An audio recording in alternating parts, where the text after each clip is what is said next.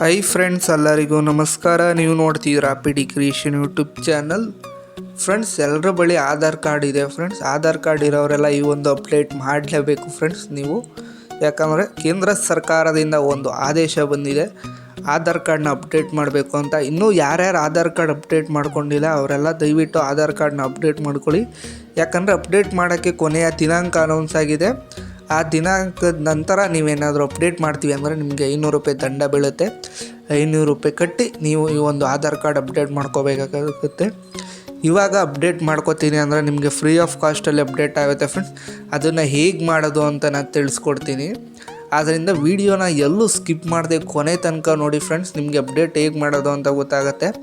ಮತ್ತು ಹಾಗೇನೆ ಯಾರ್ಯಾರು ಹೊಸ್ದಾಗಿ ನಮ್ಮ ಚಾನಲ್ನ ನೋಡ್ತಿದ್ರೆ ದಯವಿಟ್ಟು ಅಲ್ಲಿ ಬರ್ತಿರೋ ಬೆಲ್ಲೈಕನ್ನ ಕ್ಲಿಕ್ ಮಾಡಿ ಸಬ್ಸ್ಕ್ರೈಬ್ ಮಾಡ್ಕೊಂಡು ಸಪೋರ್ಟ್ ಮಾಡಿ.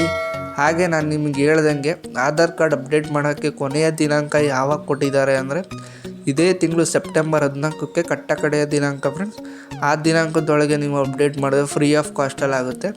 14 ನಂತರ 14ನೇ ತಾರೀಕು ನಂತರ ಮಾಡ್ತೀವಿ ಅಂದರೆ 500 ರೂಪಾಯಿ ದಂಡನ ಕಟ್ಟಿ ನೀವು ಅಪ್ಡೇಟ್ ಮಾಡ್ಕೋಗುತ್ತೆ. ಅದರಿಂದ ಫ್ರೀ ಆಫ್ ಕಾಸ್ಟಲ್ಲಿ ಬೇಗ ಅಪ್ಡೇಟ್ ಮಾಡ್ಕೋಬೇಕು ಅಂದರೆ ನಾನು ತಿಳಿಸ್ಕೊಡ್ತೀನಿ ಹೇಗೆ ಮಾಡೋದು ಅಂತ. ಫಸ್ಟು ನೀವು ಗೂಗಲ್ ಓಪನ್ ಮಾಡ್ಕೋಬೇಕಾಗತ್ತೆ ಫ್ರೆಂಡ್ಸ್. ನೀವು ಗೂಗಲ್ ಓಪನ್ ಮಾಡ್ಕೊಂಡಿದ್ದ ನಂತರ UIDAI ಅಂತ ಸರ್ಚ್ ಮಾಡಬೇಕಾಗುತ್ತೆ. ಸರ್ಚ್ ಮಾಡಿದ ನಂತರ ಈ ಥರ ಬರುತ್ತೆ ಸ್ಕ್ರೀನ್ ಮೇಲೆ. ಅಲ್ಲಿ ಯೂನಿಕ್ ಐಡೆಂಟಿಫಿಕೇಷನ್ ಆಫ್ ಅಥಾರಿಟಿ ಅಂತ ಕ್ಲಿಕ್ ಮಾಡಬೇಕಾಗತ್ತೆ.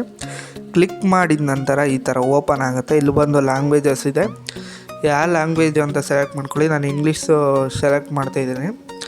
ಸೆಲೆಕ್ಟ್ ಮಾಡ್ಕೊಂಡಿದ್ದ ನಂತರ ನೀವು ನೋಡ್ತಾ ಇರ್ಬೋದು ಸ್ಕ್ರೀನ್ ಮೇಲೆ. ಇಲ್ಲಿ ಫಸ್ಟು ಅಪ್ಡೇಟ್ ಆಧಾರ್ ಅಂತ ಒಂದು ಆಪ್ಷನ್ ಕಾಣಿಸ್ತಿದೆಯಲ್ಲ, ನೀವು ಅದರ ಮೇಲೆ ಕ್ಲಿಕ್ ಮಾಡಬೇಕಾಗುತ್ತೆ. ಅಪ್ಡೇಟ್ ಆಧಾರ್ ಅಂತ ಅದರ ಮೇಲೆ ಕ್ಲಿಕ್ ಮಾಡಿದ ನಂತರ ಈ ಥರ ಓಪನ್ ಆಗುತ್ತೆ. ಇಲ್ಲಿ ಫಸ್ಟ್ ಆಪ್ಷನ್ ಇದೆಯಲ್ಲ, Aadhaar update service document update, ಅದರ ಮೇಲೆ ಕ್ಲಿಕ್ ಮಾಡಬೇಕಾಗುತ್ತೆ. ನೀವು ಡಾಕ್ಯುಮೆಂಟ್ ಅಪ್ಡೇಟ್ ಕ್ಲಿಕ್ ಮಾಡಿದ ನಂತರ ಈ ಥರ ಓಪನ್ ಆಗುತ್ತೆ. Upload documents in support of identity and address free till 14 September ಅಂದರೆ 14ನೇ ತಾರೀಕು ಒಳಗೆ ನೀವು ಡಾಕ್ಯುಮೆಂಟ್ ಅಪ್ಡೇಟ್ ಮಾಡಿದ್ರೆ ಫ್ರೀ ಇರುತ್ತೆ. ನಂತರ 500 ರೂಪಾಯಿ ದಂಡ ಆಗುತ್ತೆ. ಕ್ಲಿಕ್ ಟು ಸಬ್ಮಿಟ್ ಅಂತ ಆಪ್ಷನ್ ಕಾಣ್ತಿದೆಯಲ್ಲ, ಅದ್ರ ಮೇಲೆ ಕ್ಲಿಕ್ ಮಾಡಿ.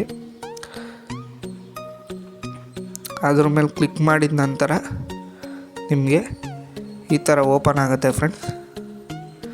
ಓಪನ್ ಆಗಿದ್ದು ನೆಕ್ಸ್ಟು ಇಲ್ಲಿ ಎಂಟರ್ ಆಧಾರ್ ನಂಬರ್ ಇದೆಯಲ್ಲ, ಅಲ್ಲಿ ನಿಮ್ಮ ಆಧಾರ್ ಸಂಖ್ಯೆನ ಕರೆಕ್ಟಾಗಿ ಎಂಟರ್ ಮಾಡಿ.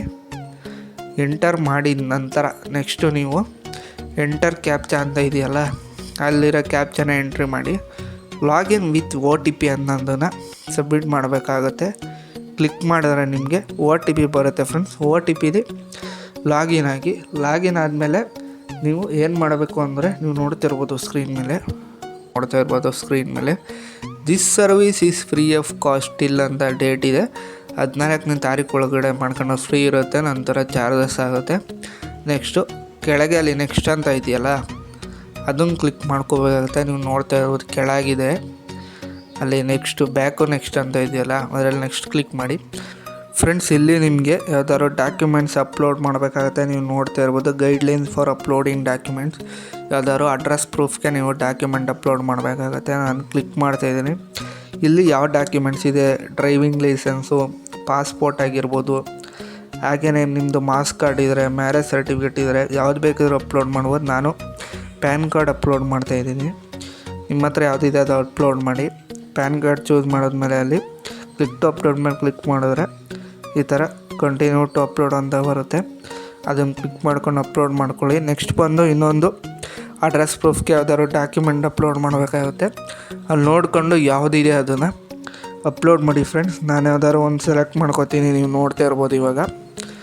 ನೆಕ್ಸ್ಟು ಎಲ್ಲ ಅಪ್ಲೋಡ್ ಮಾಡಾದ್ಮೇಲೆ ಅಲ್ಲಿ ನೆಕ್ಸ್ಟ್ ಇದೆಯಲ್ಲ, ಅದನ್ನು ಕ್ಲಿಕ್ ಮಾಡಬೇಕಾಗುತ್ತೆ. ಅದನ್ನು ಕ್ಲಿಕ್ ಮಾಡಿದ ನಂತರ ನಿಮಗೆ ಕ್ಲಿಕ್ ಟು ಡೌನ್ಲೋಡ್ ಅಕ್ನಾಲೇಜ್ಮೆಂಟ್ ಅಂದರೆ ನೀವು ಅಪ್ಲೈ ಮಾಡಿರೋದಕ್ಕೆ ಒಂದು ಅಕ್ನಾಲೇಜ್ಮೆಂಟ್ ಸಿಗುತ್ತೆ. ಅದನ್ನು ಡೌನ್ಲೋಡ್ ಮಾಡ್ಕೋಬೇಕಾಗುತ್ತೆ. ಮತ್ತು ನೀವು ಯಾವ್ಯಾವ ಡಾಕ್ಯುಮೆಂಟ್ಸ್ ಅಪ್ಲೋಡ್ ಮಾಡ್ತಿದ್ದೀರೋ ಅದು 2 MB ಕಡಿಮೆ ಇರಬೇಕು. ಮತ್ತು ಅದು ನೀವು PDF ಮಾಡ್ಕೋಬೇಕು.